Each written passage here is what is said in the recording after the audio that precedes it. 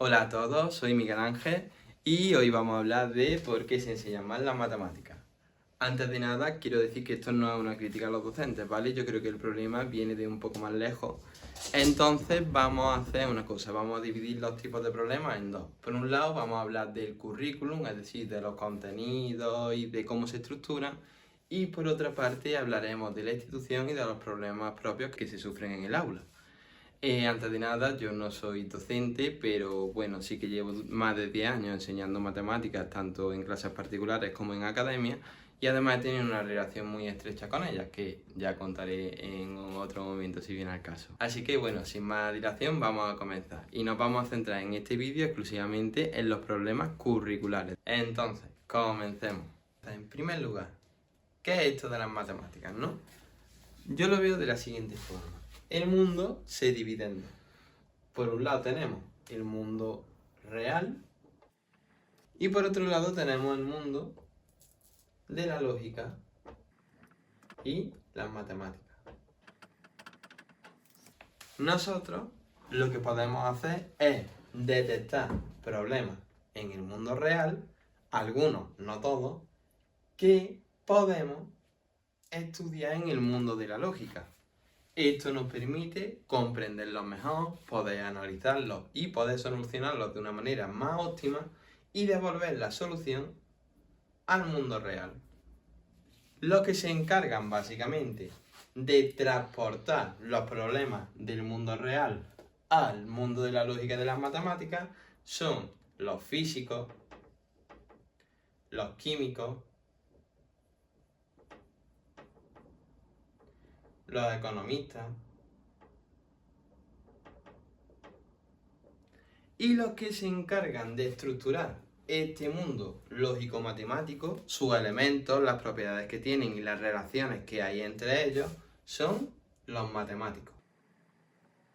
Dicho esto, uno de los primeros errores de concepto que yo creo que hay en matemáticas ya de entrada es que las matemáticas que se enseñan en el colegio, y esto se ha repetido 1000 veces, pero es importante que se entienda por qué, son meramente cálculos, mientras que el cálculo dentro de las matemáticas representa un pequeño área, que es como ya el resultado final. Sin embargo, lo verdaderamente importante dentro de las matemáticas no es estudiar los resultados, sino estudiar las propiedades, las relaciones y todo lo que constituye este mundo. ¿Por qué es importante entender a qué se dedican exactamente las matemáticas?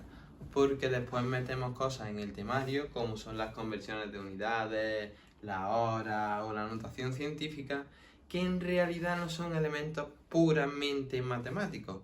Y en realidad es que estamos mezclando unos conceptos matemáticos que todavía no están bien afianzados con otros conceptos que pertenecen a la física o incluso a lo social, como pueden ser más la hora, que son nuevos y tenemos que intentar casar. Por eso yo creo que este es uno de los principales motivos de los desastres. Entonces, una de las cosas que tenemos que hacer es separar bien en el currículum lo que es matemáticas de lo que no. Y si hace falta quitarle horas a matemáticas para ponerle más horas a ciencias sociales o ponerle más horas a física y química para dar estos temas, pues se tendrá que hacer. Además, no se trata solo de que añadimos ese temario a matemáticas, sino que por norma general tenemos una estructura de 12 a 15 temas divididos en 4 a 5 bloques que se ven de año en año. Es decir, metemos más contenido a un contenido que ya de por sí es grande. Y encima esto tiene un problema grave. ¿Por qué? Porque aunque yo he escuchado muchas veces el argumento que si no lo ves bien, por ejemplo, en tercero de primaria, o si un concepto no lo ves bien en segundo de la ESO porque lo has dado un poco rápido, no importa porque el año que viene se vuelve a ver.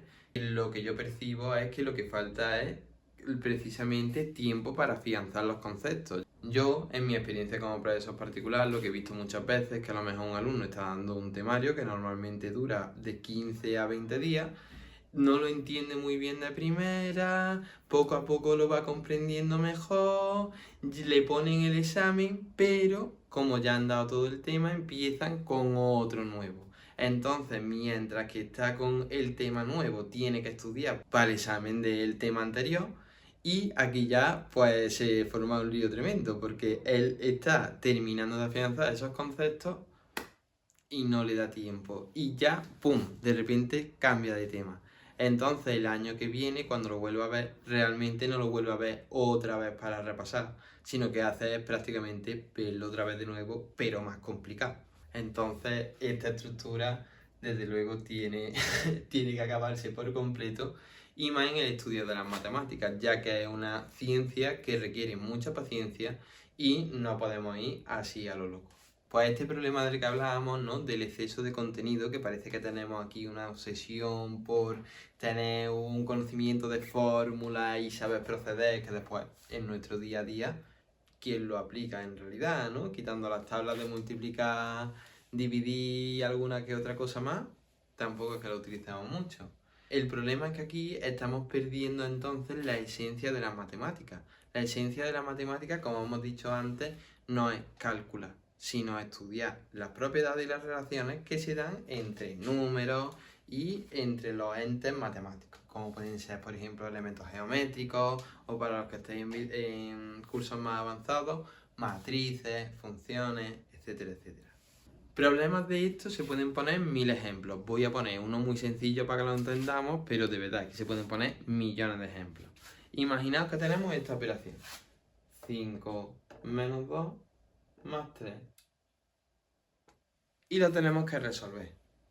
Yo he tenido muchos niños que llegan y me dicen, bueno, esto es 5 menos 2 más 3, por lo tanto es 5 menos 5, y esto es igual a 0. Y claro, uno se queda así pensando y dice, uff, ¿y cómo le explico yo de dónde viene el problema?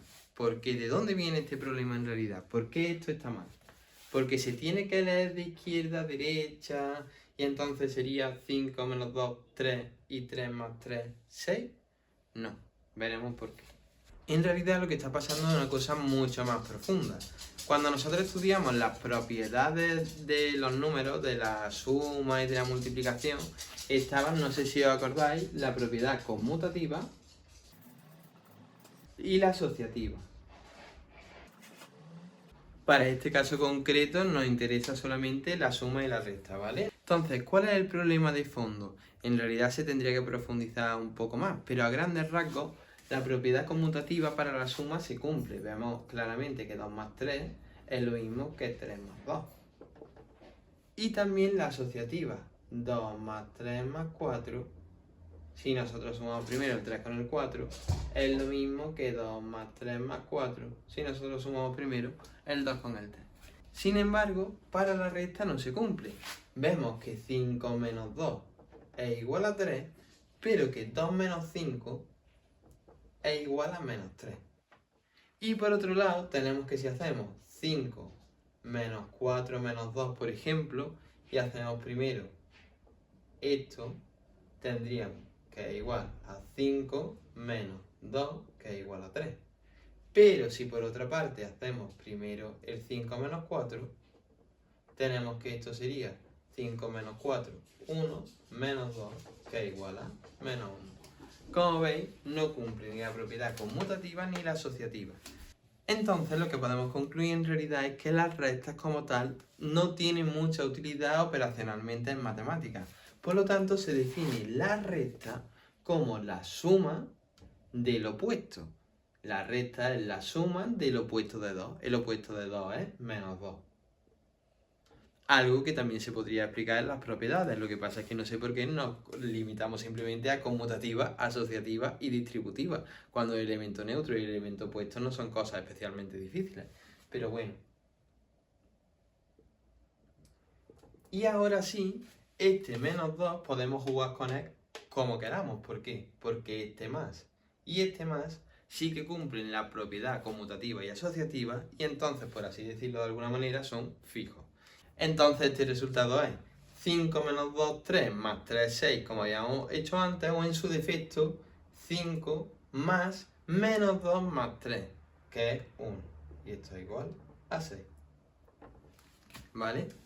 Pues este problema no solo se extiende aquí, sino que, por ejemplo, cuando damos Ruffini o la ecuación de segundo grado, ya es que directamente no tenemos ni la oportunidad de entender lo que estamos haciendo. Algunos a lo mejor investigan por su cuenta y sí, pero la mayoría simplemente realizan un mecanismo sin entender en realidad lo que está pasando detrás. ¿Y eso qué problemas trae? Pues que cuando tenemos que utilizar las matemáticas con cierto nivel de deducción y de lógica, pues nos quedamos parados porque lo que nos han enseñado toda la vida es a calcular, pero no lo que se esconde en realidad detrás de los números.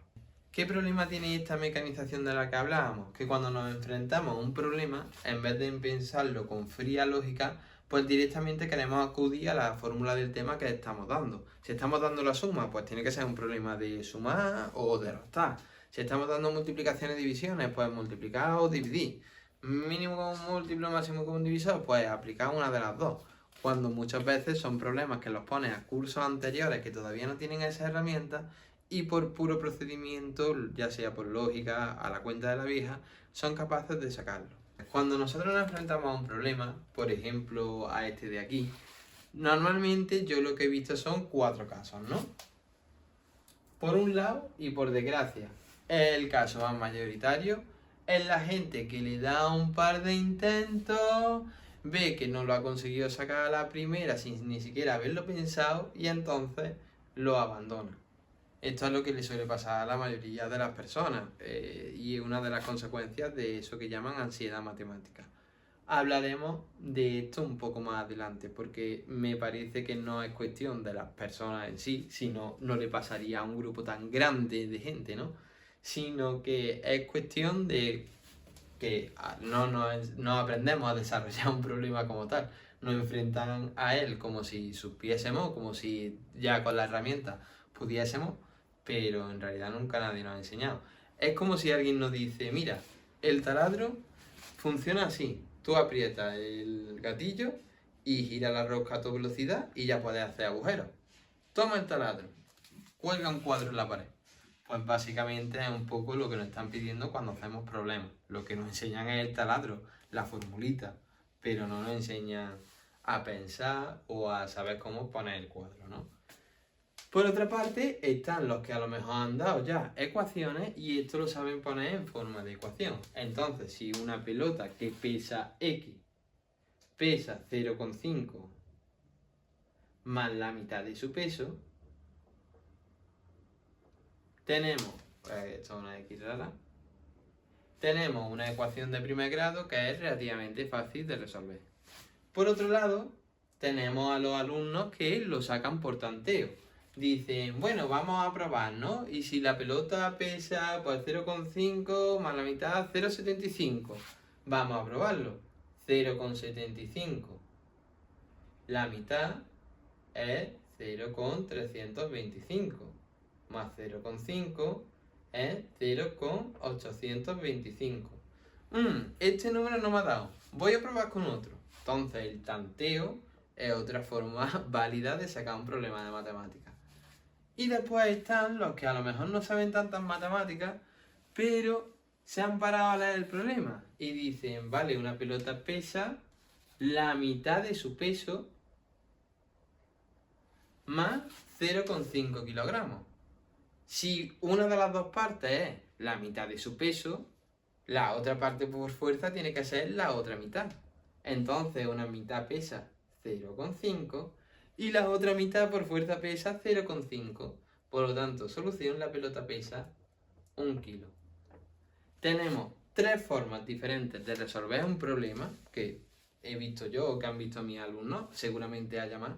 Pero sin embargo, si lo ponemos en segundo de la ESO, seguramente estemos pidiendo una ecuación de primer grado. Si lo vemos en primaria, seguramente estamos pidiendo operar con decimales y tanteo. Y esta solución, pues al listo que se le ocurra, suerte ha tenido, pero seguramente ni se valore en clase. Entonces, el problema, precisamente con los problemas, valga la redundancia, es que en lugar de tener libertad para escoger un camino para resolver, nos dan ya un problema dirigido con una fórmula que tenemos que aplicar para aplicarlo en un caso concreto.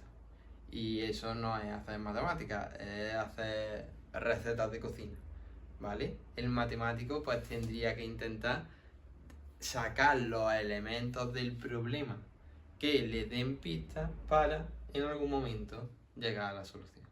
Con esto no quiero que se me acuse de reduccionista y de que entonces no deberíamos de enseñar técnica matemática y que todos deberían de ser problemas y juju, jaja.